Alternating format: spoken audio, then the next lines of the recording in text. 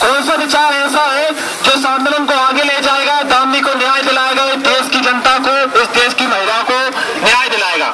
ये हमारे ऊपर निर्भर करता है। तो साथियों, इस पर हम सभी लोगों को अपनी एक राय रखना चाहिए।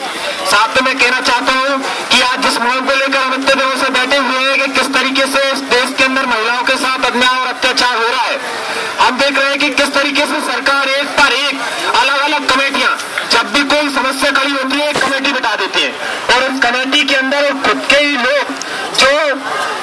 लोग जो जिस तरीके से अन्याय और अत्याचार में लिप्त है, कहीं ना कहीं खुद काले हैं, उनको बैठ के आते हैं और अपनी कमेटी की रिपोर्ट देते हैं।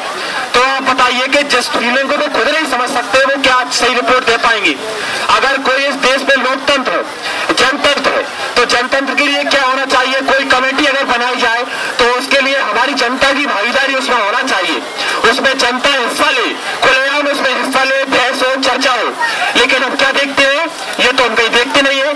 अगर मान लीजिए, जैसे एक जस्ट उदाहरण में दे रहा हूं कि एजुकेशन के लिए एक कमेटी बनाई गई जिसका नाम था राष्ट्रीय ज्ञान आयोग। उस राष्ट्रीय ज्ञान आयोग के जो मुख्य थे वो थे सैम पित्रोदा। तो सैम पित्रोदा थे, वो खुद एक बड़े भ्रष्टाचारी और खुद एक बड़े कैपिटलिस्ट है। अगर कोई शिक्षा को लेकर नीति बनाई जाएगी तो कौन आएगा उसमें? टीचर आएगा उसमें, स्टूडेंट आएंगे उसमें, हमारे देश के जो जनता है, पेरेंट्स है, वो आएंगे। तो उसको लेकर तो नहीं बनाई गई है, वो बनाएगा एक सैम पित्रोदा को बिठा दिया और वो उसकी रिकमेंडेशन दे रहा है। उसी तरीके से जो जस्टिस वर्मा कमेटी जो बिठाई गई, उसमें कौन लोग शामिल है? सवाल तो उठ जाता है।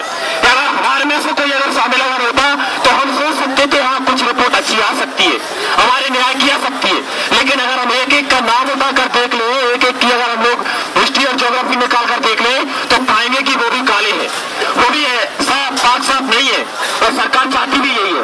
पूरे देश से सजेशन मांगे जाए तो इन भ्रष्टाचारियों ने अपने सजेशन दिए होंगे कि हमको बचाने के लिए क्या क्या तरीके होना चाहिए, और वो सारे के सारे वो बचाव के तरीके इस रिकमेंडेशन में है। इस कमेटी में वो सारे के सारे बचाव के उनके तरीके हैं और वो बच सकते हैं इस तरीके से। और जो अच्छी सिफारिश गई उनको उन्होंने उसमें दरकिनार कर दिया। तो साथियों, कितनी हमारे देश के अंदर एक सोचने की बात है, जो हमारी मीडिया है वो भी सोचे, या मान लो जो अच्छी सोच रखते हैं वो समझ सकते हैं कि देश हमारा नहीं है। इस देश के अंदर जो कुछ लोग लुटेरे जाकर बैठ गए, उन लोगों का ये, और ये रिपोर्ट भी उन लोगों की है, उन लोगों द्वारा बनाई गई है और उन द्वारा थोपी गई है हमारे ऊपर, और इसको हम थोपने नहीं देंगे।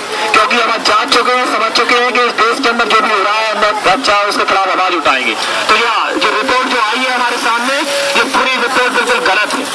हो सकता है इसमें कोई अच्छी बात है वही है, लेकिन वही वो रेवड़ियां बांट रहे हैं, रेवड़ी सब पेट नहीं बनने वाला है साथियों, उसी को हमको करना चाहिए।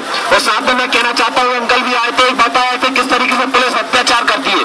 तो आपको बता चाहता हूँ कि जब हमारा आजादी आंदोलन चल रहा था, तमाम आजादी आंदोलन की जो प्रणेता थे, उन्होंने सख्त विरोध किया था कि स्कूल, कॉलेज और किसी भी जन आंदोलन में पुलिस का हस्तक्षेप नहीं होना चाहिए। लेकिन आज देश की सरकार लगातार पुलिस का हस्तक्षेप करती है जनता के आंदोलन में। आप बताइए, जो देश के अंदर जो हक मांगने के लिए लोग गए थे वहां पर, जो इंडिया गेट गए थे, तो वो क्या शौक से गए थे वहां पर कि हम आज बिल्कुल फ्री है और हम जाएंगे? क्या किसी को शौक पड़ रही है कि आज लगातार इस तरीके से अन्याय अत्याचार के विरोध करने के लिए वो अपना पूरा नौकरी का, मैंने बहुत सारे लोगों से मुंह से छोड़ा, उन्होंने हाथ में आते अपनी नौकरी का आप लगा कर आते हैं, तो शौक चल रही है। लेकिन देश की सरकार लगातार पुलिस का इस्तेमाल करती है जन आंदोलन को दिखाने के लिए। आज लगातार वो टैंकर दिखाएंगे, 26 जनवरी को बंदूकें दिखाएंगे कि हम कितने ताकतवर हो गए हैं। उनने अपनी ताकत तो पहले दिखा दी इंडिया गेट पे, किस तरीके से वो कर सकती है। लेकिन साथियों, हम भी हार मानने नहीं है, हम भी हार मानने नहीं है, बालने नहीं है, और हम भी आपको उनकी ताकत दिखा सकते हैं। तो हम भी अपनी ताकत दिखा के बताएंगे उनको 29 तारीख को हमारे इस दिल्ली में कोने कोने से जनता को इकट्ठा कर देंगे, और जिस तरीके से उन्होंने अपनी ताकत दिखाई है हम भी दिखा देंगे उस तरीके से। तो इस आंदोलन को तेज बनाइए, इस आंदोलन को मजबूत बनाइए। जो भी विचार हमको इस आंदोलन को मजबूत बनाने के लिए अच्छा हो, उसको हमको अपनाना चाहिए। जो विचार इस आंदोलन को तोड़ने के लिए हो, उसको हमें विरोध करना चाहिए जंतर मंतर पर। फांसी दो, फांसी दो।